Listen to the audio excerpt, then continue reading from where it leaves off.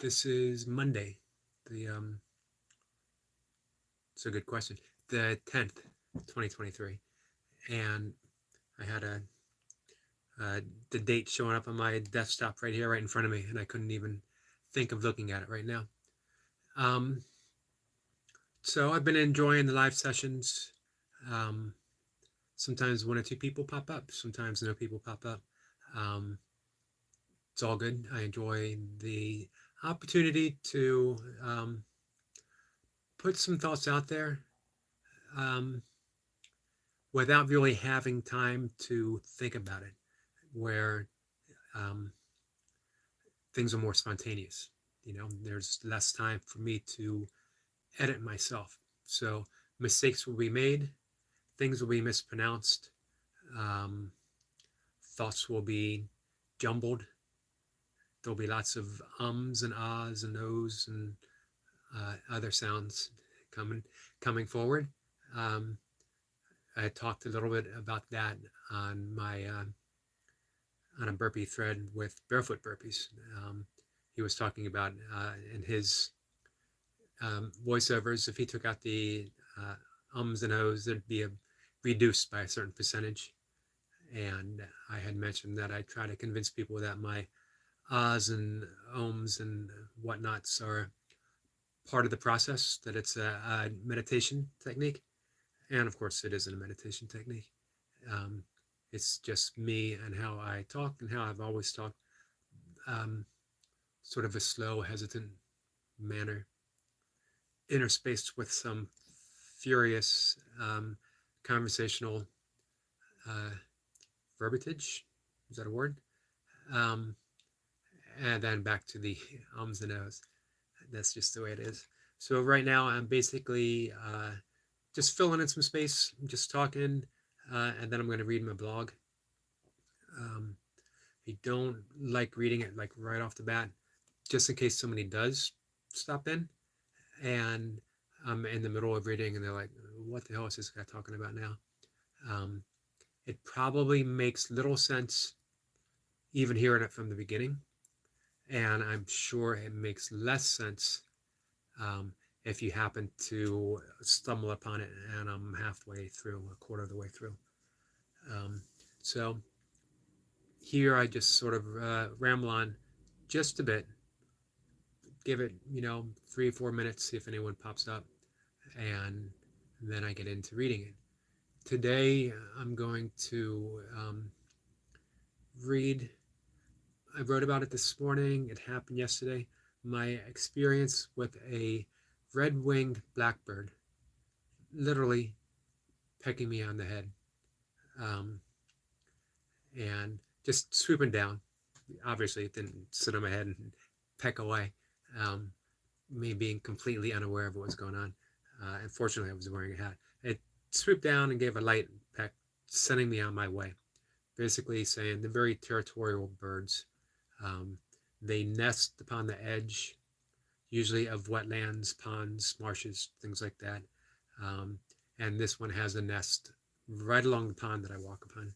And I took a different route yesterday to avoid a lady who has quite an aggressive dog and little control over it. Um, and I paid the consequences of that shortcut by getting too close to the nest, and it swooped down and gave me a reminder. Um, that's the thing with nature.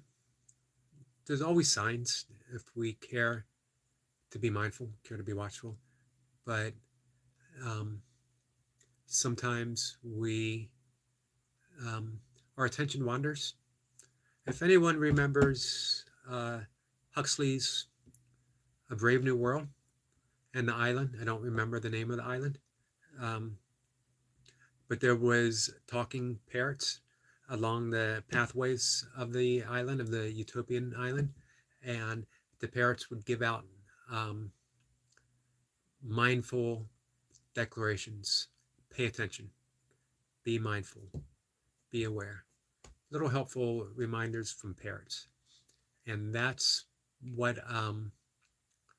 That's what the Red Winged Blackbird did for me. It swooped down and gave me that little knock on the head.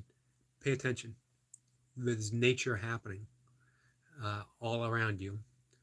You might be a little too close to my nesting territory, but regardless of that, pay attention. We're not separate from nature. It's every bit of who and what we are. It's in the cement.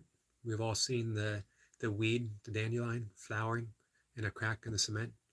You can go on a busy street in New York City and experience nature every bit as wild as if you were in the savannah of Africa or the woodlands of the Pacific Peninsula. Doesn't matter. It's all wildlife. Some just has the appearance of being a little more tame. A squirrel in a park is just as wild as a grizzly in Yellowstone. Not as ferocious. Although, here I am having a conversation about being attacked by a red-winged blackbird. Who knows? A squirrel in the right condition, you know, you could lose a finger. You could lose a pinky. It could happen. So this is my blog post for the morning, and it is titled Zen Lessons from a Red-Winged Blackbird.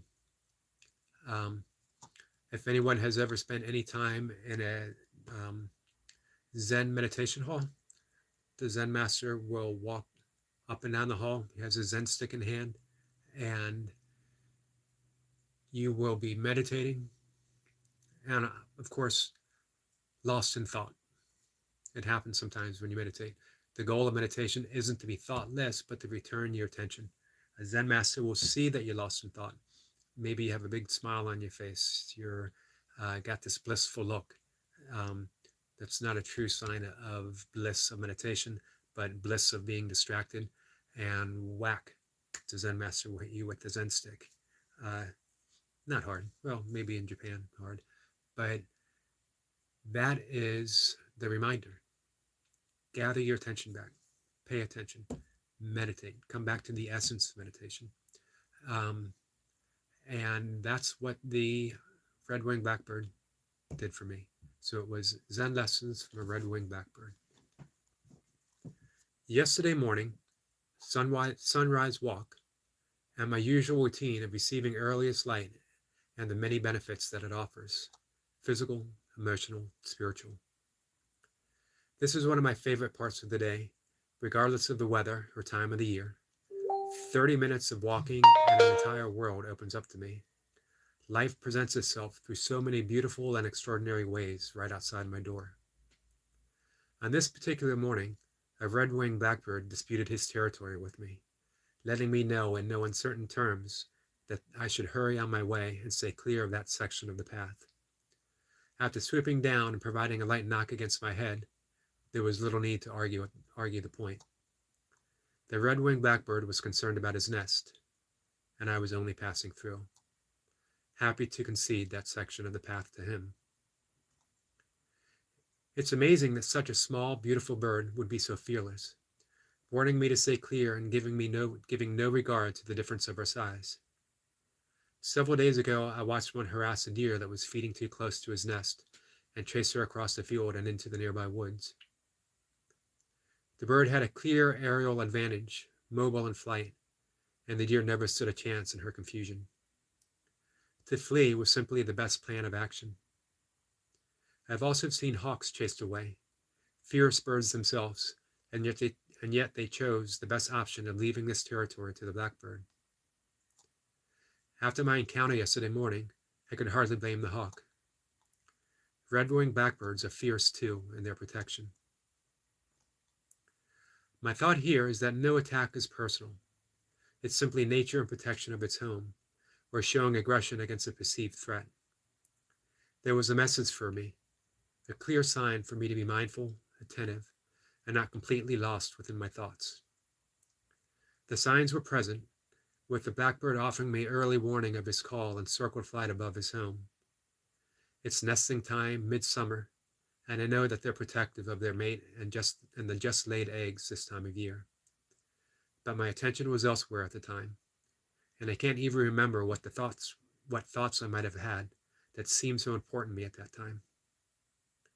Only that I wasn't mindful to the warning that were kindly provided, and that simply being present would have saved me from attack. Clearly, I was in the presence of a master, of the highest order, really, receiving Zen lessons from a Red Winged Blackbird, and I am so grateful for this lesson. So, it's sort of about paying attention, but not in that traditional way of giving my full and focused concentration to something in particular. Because if I had just done that, if I was just paying attention to a particular thing upon the trail, I still would have missed those signs. This is a attention that's wide open, that is inclusive.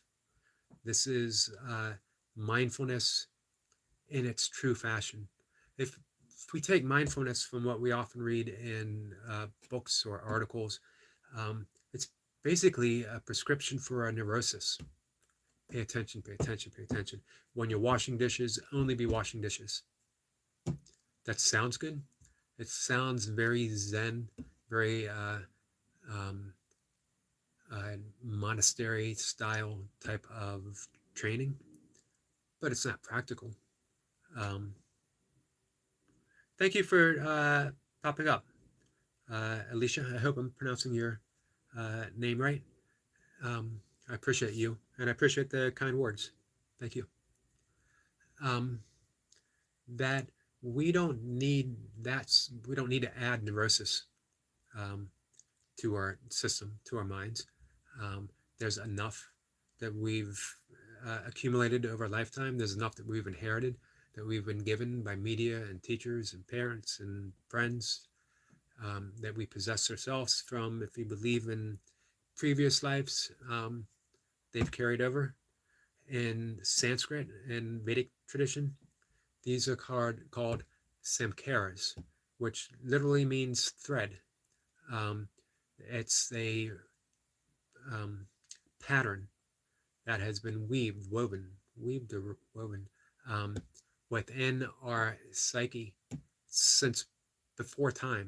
You know, we not only do we have these from, we don't have to believe in rebirth or reincarnation, but for whatever reason they are there, and we've reinforced them and reinforce them every day. When something triggers those patterns, we're right into it.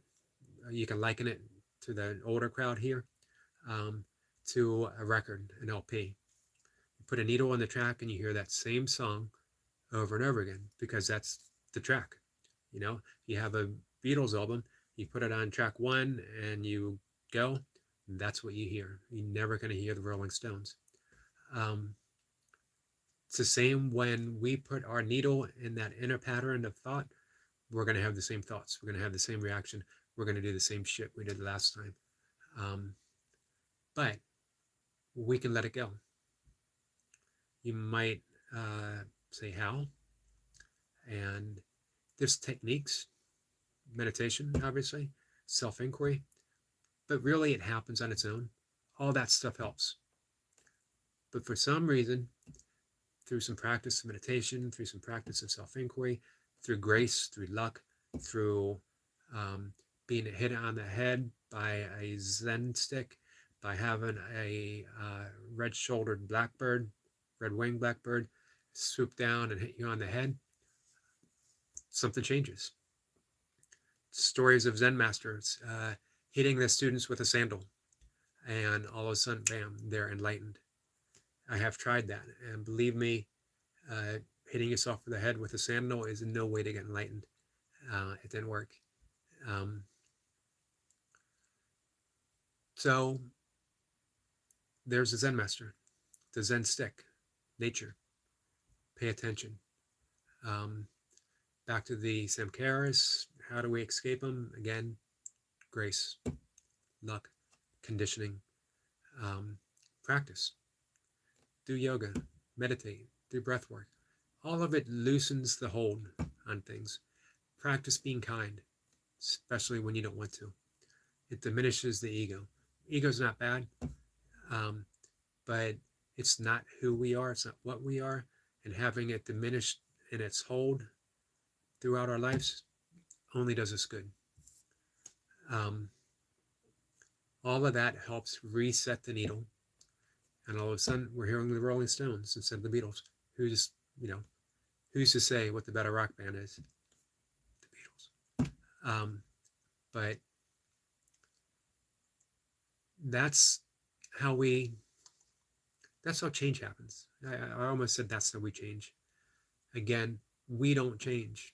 The ego's never going to change. The ego wants what the ego wants. The ego needs what the ego needs.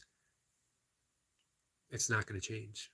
But we loosen the hold ego has on us by all of those practices, and sometimes by blind luck, and sometimes getting hit on the head by a red winged blackbird. So attention, it's not that kind of attention. I don't need to be focused. I don't need to be focused just on the dishes. I don't need to be focused just on eating. Being mindful means, my opinion, for whatever it's worth, know that you're doing it. The Zen master, and I can never remember his name, the Korean Zen master that I mentioned the other day, who talks about don't know mind. He always talked about, when you're eating, pay attention to eating. When you're watching TV, paying attention to watching TV. When you're reading the paper, know that you're reading the paper. And one day his students caught him eating while the TV was on and he was reading the newspaper, and they admonished him for not being mindful of his own lesson. And he said, and yet I am being mindful that I am eating while reading the newspaper and watching TV. That's the thing. It doesn't rely on attention. It relies on being mindful of thoughts, sounds, sensation, and letting them go. Don't hold on to them. Just notice. Noticing doesn't take commentary. You don't need to keep saying, I'm washing the dishes. I feel this. I feel that. You can do that in a mindfulness meditation, but then let it go. Just be. Simple words. Just be. That's what drew me to the style of meditation that I teach, that I practice. Primordial sound meditation, as presented by Deepak Chopra. After he left the Transcendental Meditation movement back in the 80s, he went back to India. He met with yogis and rishis and seers and Vedic sages and Vedic astrologers. And he wanted to get to the true essence of Vedic meditation, of mantra meditation. And not that Transcendental Meditation isn't, but he just wanted a slightly different path. And he helped bring back primordial sound meditation, which he considers to be more of essence of what was originally taught by those Vedic yogic seers a millennia ago. It differs from other forms of meditation is that it's not based on effort. It's not based on concentration. It's the same with other forms of mantric meditation, including transcendental meditation, that you think the mantra, which is just a sound, just a vibration, and then it's let go. The mind's going to wander. We come back to the mantra. We come back to the mantra. However many times the mind wanders, we don't even worry about it. It doesn't matter. Thinking is part of the process. And then we fall into that gap that lies in between every thought, in between every utterance of the mantra and every thought that we have. Thoughts, words, verbalized, mantras, it's actually silence given a higher vibrational quality, approaching solid. So if we realize that, if we realize that silence is always present, bam, we're meditating. Just like that, we fall into the gap. We come out of the gap, we get distracted, thoughts happen, we repeat the process. Gentle, patient. These are qualities that we learn in meditation, and they carry over to the rest of our lives. We become patient. Not through effort, We become kinder, not through effort. We become more compassionate, not through effort. It happens because we're practicing them. We're practicing them on the most important person in that moment, ourselves. When we meditate, we are practicing kindness. Man, what a gift. What a gift we give ourselves when we sit down for 20 minutes, half an hour, 15 minutes. 10 minutes of meditation is the best gift that you can give yourself any moment of the day. 2 10-minute sessions of meditation effortlessly, not forcing anything, not relying on concentration, thinking the mantra, falling effortlessly into that silence. So you can see how that's different. No Zen stick involved. I promise you that if you meditate first thing in the morning, probably no one's going to hit you with a sandal. And you still stand every bit of a chance of getting enlightened, even if it's a sandal-free situation, even if a red winged blackbird doesn't swoop down and hit you on the head. That's the thing with nature. We're always given some kind of sign. If we're paying attention, again, in that non-mindful way, we got that wide open awareness. We're seeing things. We're seeing the circling bird. We realize that it's nesting time. We realize it's a black-winged, red-winged blackbird, and that they're very aggressive, territorial any time of the year, but more so this time of the year. All those things come into play at once without having to sort through it. And we maybe take another path, or we hurry a bit, or whatever. But nature gives you a sign. Nature takes care of what needs to be taken care of, given all the situations being, equal. That's one of the keys. That's one of Deepak's 7 laws of spiritual success. Spend some time in nature. You don't have time to meditate?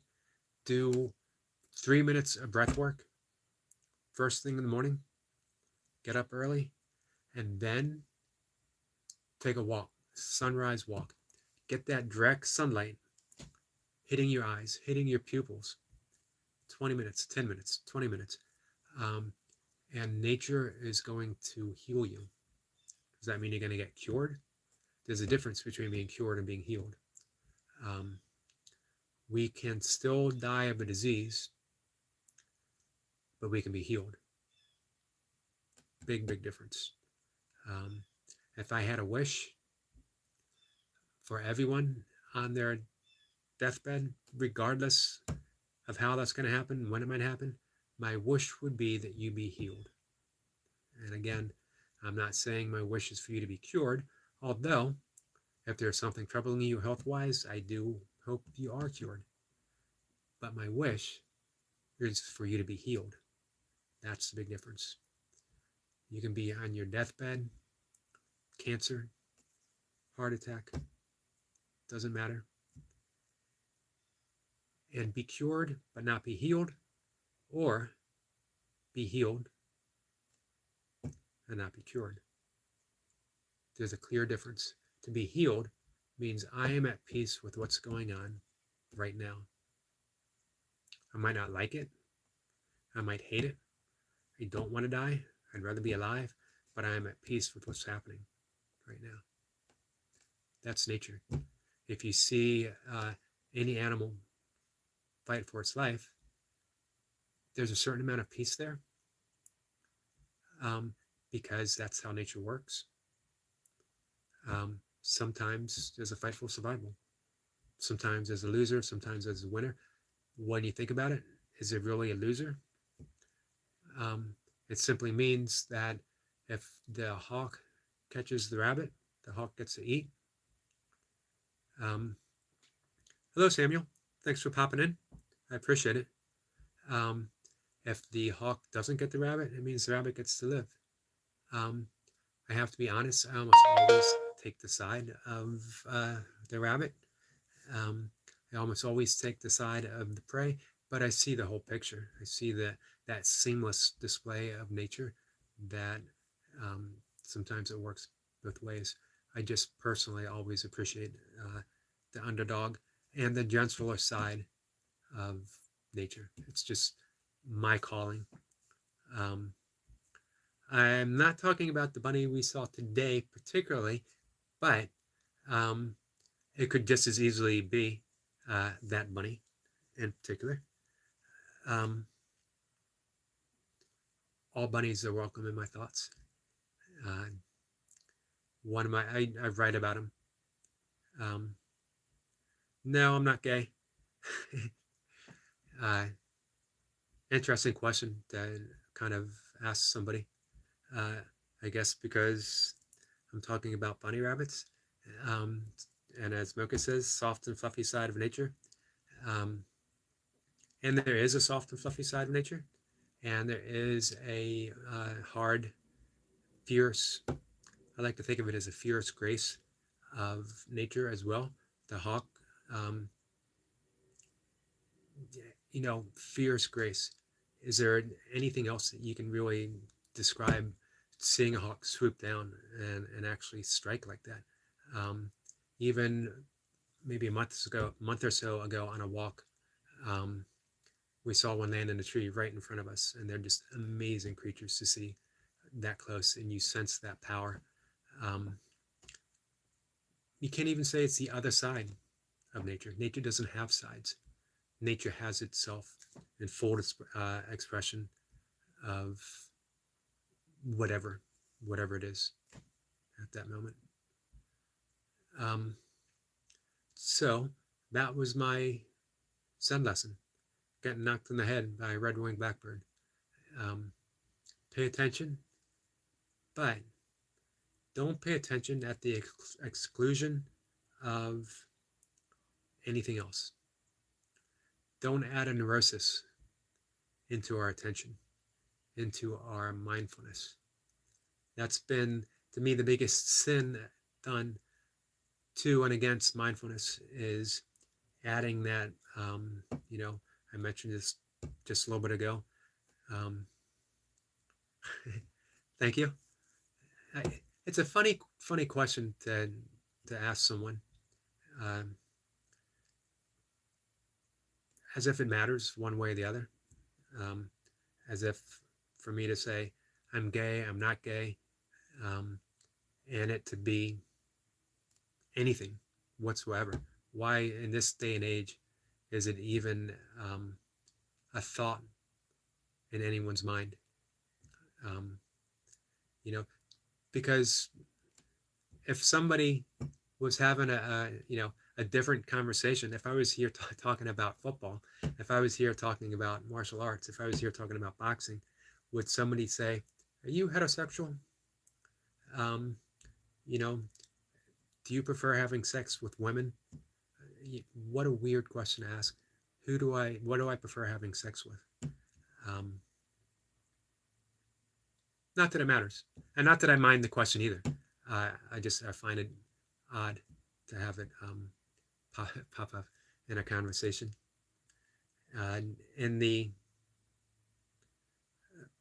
burpee community, I don't think it ever it has ever popped up.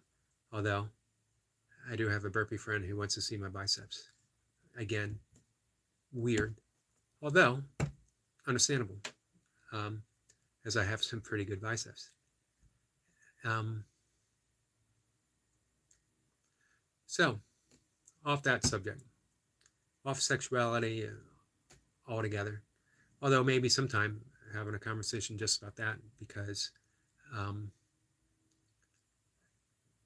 obviously it's still an issue to be discussed.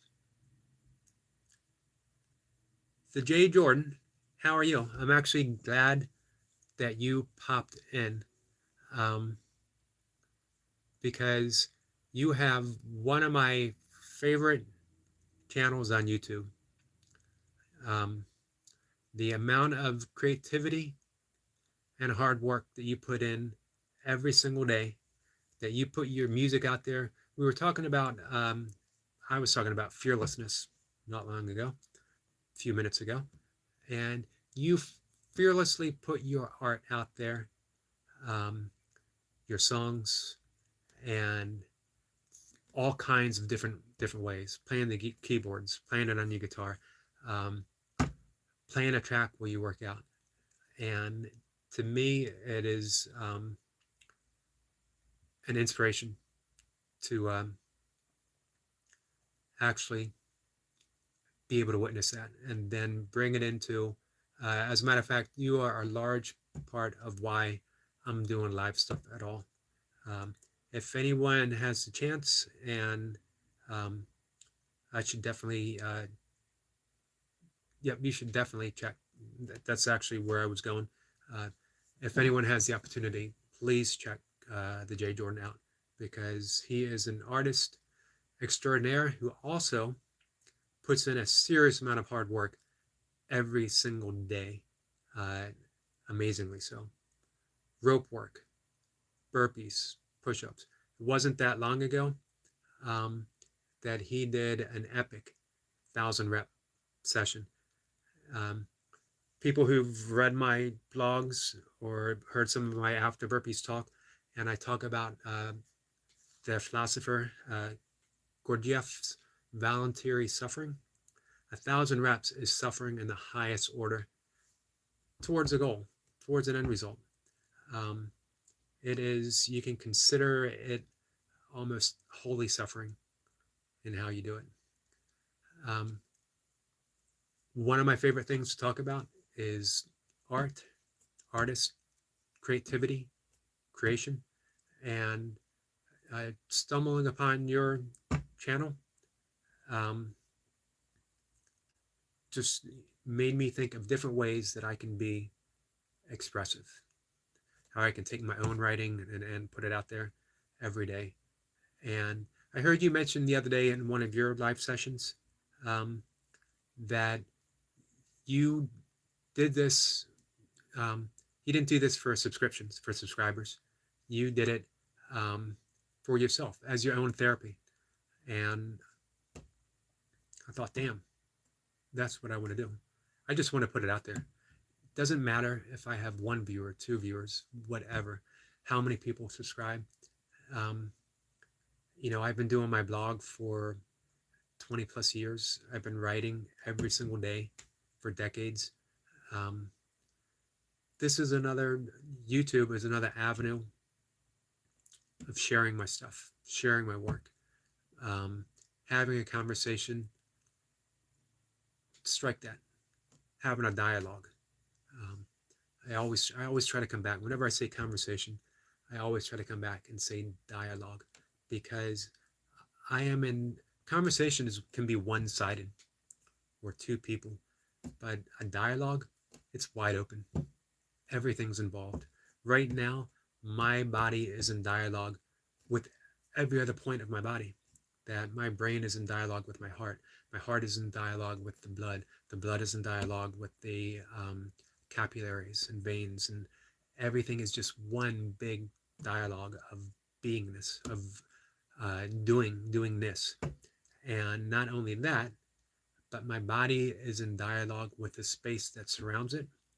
The space that surrounds it is in dialogue with the air, with the sky, with the clouds, with the treetops, on and on and on, an endless dialogue of beingness. One thing.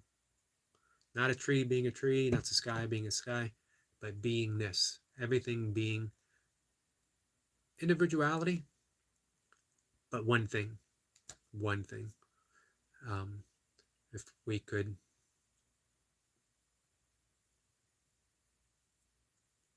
thank you. I appreciate that. If I had any superpower, it would be being somewhat retentive. That when I start doing something, I do it every single day. Years ago, I read that if something is important to you, you do it every day. I don't pick the days that I'm going to floss my teeth. I don't pick the days that I'm going to brush my teeth. I don't pick the days I'm going to eat healthy. things we do every day, or hopefully we do every day. And um, burpees are one of them, or some kind of exercise. I've been doing burpees consistently, 600 days in a row almost.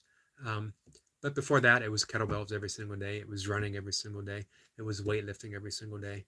Um, and I just enjoy it. I do the things. I'm not the most disciplined person in the world.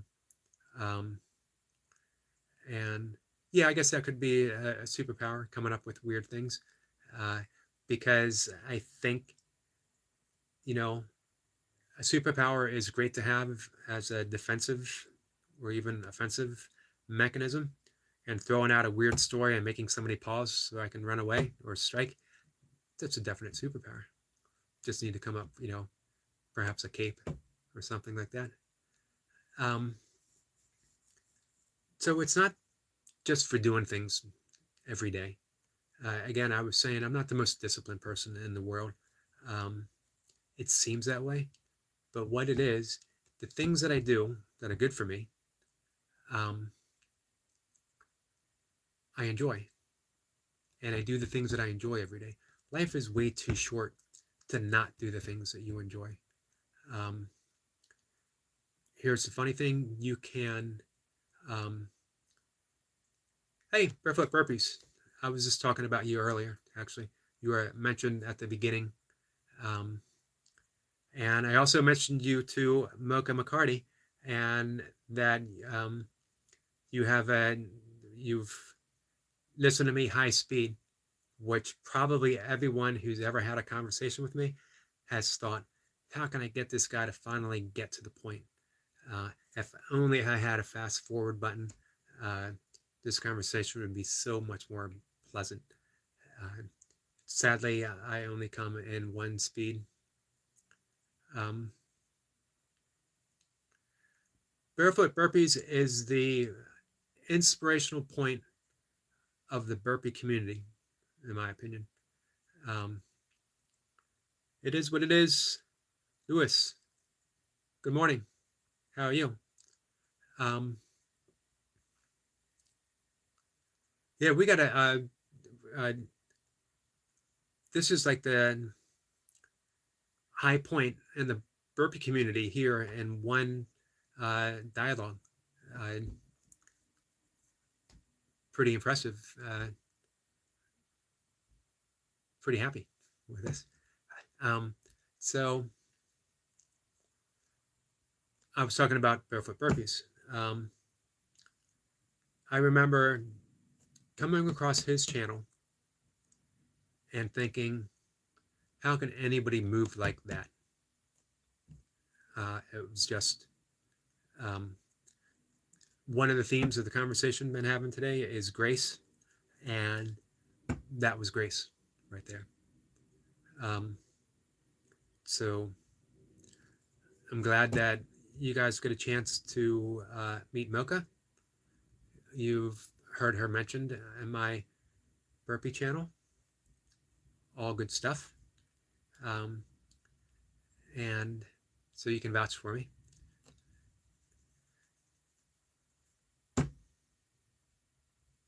I'm sort of, because I got so many good people here, I'm actually sort of at a loss for words. And hey, a salute for Mocha, 23 years in the Air Force. A salute for Mocha means something. Um, I'm reading your questions here and, well, your comments. Um, yeah, you're pretty chatty, Mocha, um, in a good way. You always have interesting things to say. Me, on the other hand, um, I don't think I need something to say.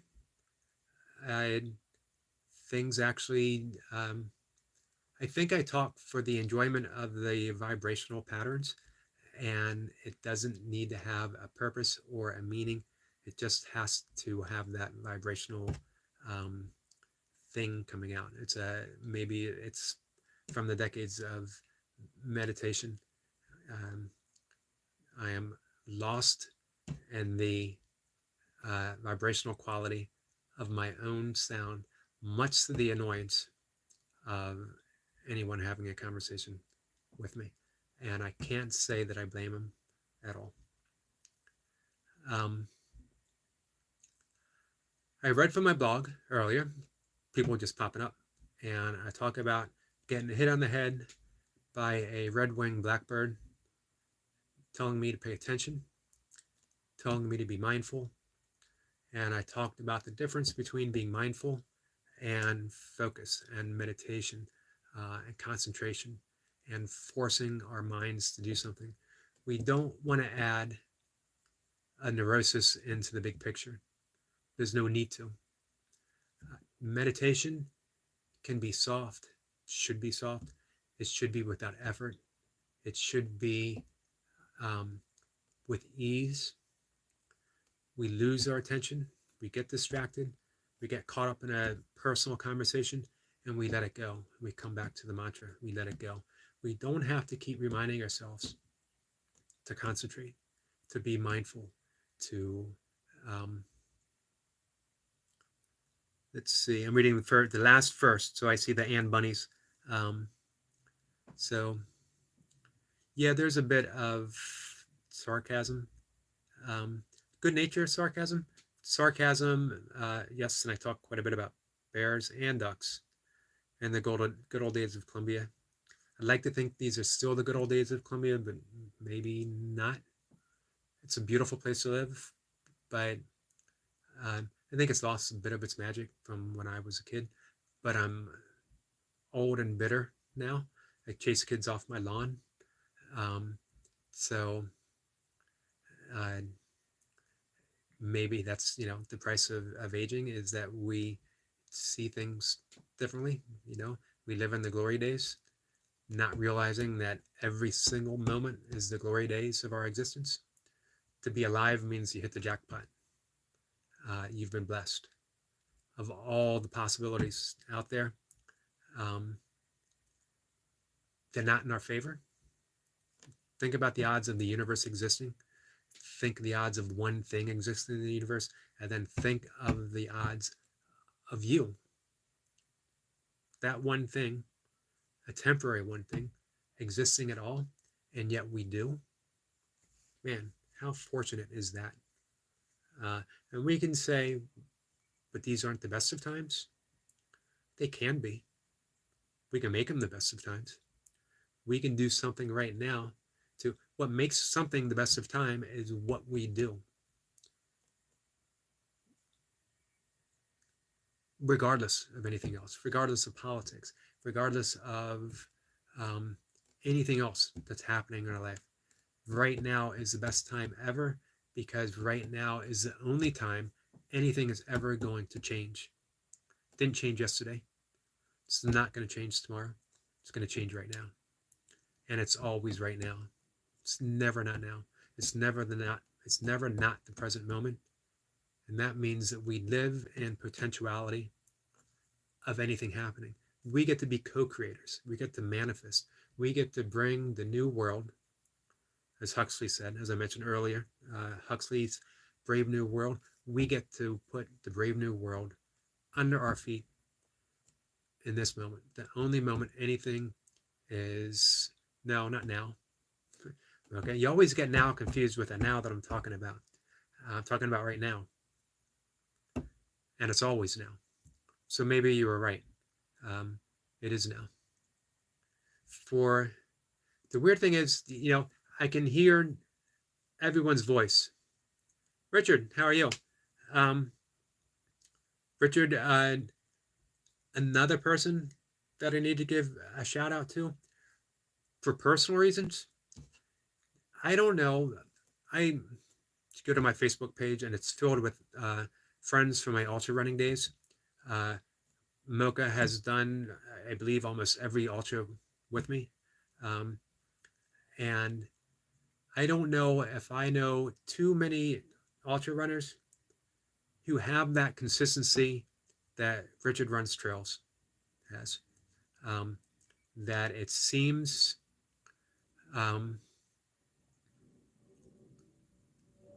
when he talks about a race, I know it was going to be a finish. I know he's bringing home a buckle, um, because he has it dialed in. Not by luck, not by chance. He has that dialed in. He's got the training in. He's putting in the work. He's putting in the miles, putting in the heat training. He's doing the hills on his treadmill. Um, he's reviewing his gear. That's consistency. That's the amazing thing. Um, I have DNF'd more hundreds than I finished. I'm equally proud in some ways of those uh, DNFs. I put it out there, you know. Um, you do what you can do, and that's all we can ask of ourselves. I always mention the thing with ultra running. Here's the lesson. Yes, I did add 2 buckles. The thing with finishing any ultra, I didn't realize you got a DNF, Richard. But like you said, they happen. Sometimes for no reason that we can. My friend Tom Green, the first one to ever hit the Grand Slam, told me when I first started ultra running is that an ultra is a well, that's a tough race. That's a crazy tough race. An ultra is a series of problem-solving events. You solve the problem, you move on. Then you got another problem. You solve that one, and you move on. Before you know it, you've solved your problems, you get the buckle. If you don't solve the problem, you don't get the buckle. It's not the end. It just means that there's a problem to work on, and then we come back and we do it again. For me, I used to like thinking of it as a 24 to 30 hour buffet. I jog or walk to a buffet table, eat all kinds of stuff. I jog and walk to the next buffet table, and it goes on and on until the day's over. And even if I don't get the buckle, I spent the entire day going from one buffet table to the next. Worst ways to spend a day, and you don't have to worry about calories because you burn them off by the time you get to the next one. So here's what ultras have taught me that, and I've mentioned this before. Montour 24 was definitely a buffet. Ultras taught me that there's something beyond willpower, because you can grit your teeth and sometimes get to the finish. You can grit your teeth and sometimes not get to the finish. But sometimes there's that point where no matter what you do, you simply can't finish, and yet somehow you do. And it wasn't through willpower, because you gave up a long time ago. And that's surrender. Sometimes when we surrender, when we leave willpower behind, when we leave that force behind, we enter a whole nother realm. And it can only be called something spiritual, something even, I almost said supernatural, but to say supernatural means almost that it's not of this world, but it is entirely of this world. It's entirely of who and what we are. It's entirely of the environment. Something, when we surrender, takes over, and going back to the word of the day, we're carried by grace. The only way I can describe it, you get to the finish line because we're carried by grace. So, on that note, not only did the raccoon eat my food, it was our first experiment with pinole, and it was caffeinated. So in the middle of the night, a raccoon stole. This was at I don't remember the name of the race, but it was a 100-mile race, very hilly, and my drop bag was stolen by a raccoon that had caffeinated pinole. So somewhere out in the woods, there was a highly caffeinated raccoon out there. Exactly. Running rampant. through the woods, scaring all the other raccoons. Um, oh, you saw the book in the background? Yeah. Basically, should be considered the running Bible. Anything you need running wise is out there. And that's true. My drop bag was surrounded by other drop bags. The only one that was touched by a raccoon was mine. And I think I was, Mocha and I were the only vegans out there as well. So all my vegan stuff was eaten by the caffeinated raccoon. You would think once it got fully caffeinated that it would just run amok and eat everyone else's stuff. But no, I guess it was satisfied with, the stuff that I brought for the day. All right, guys, I'm going to be wrapping it up. I actually set a PR of talkability. I have talked for over 50 minutes, pretty much nonstop, except for the pauses. A pause is just that moment where more thoughts gather to be, speaking of running amok from my mouth. Appreciate you guys stopping by.